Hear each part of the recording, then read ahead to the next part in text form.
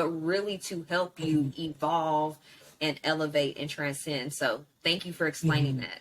So No what problem. is your metaphysical regimen? Do you have one for the day? Like maybe a morning regimen, maybe a midday, maybe a before bed regimen?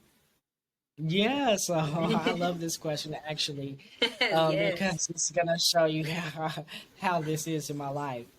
So it changes from time to time, from season to season.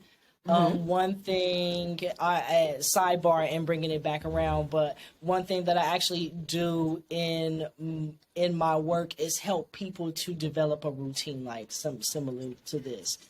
So typically I set mine up in 30-day routines or 60-day Okay. routines or sometimes seasonal routines. So right now, once again, I told you that I am in this period of rest and restoration and rejuvenation. So right now, I typically wake up between maybe 6 and 7 a.m. And so what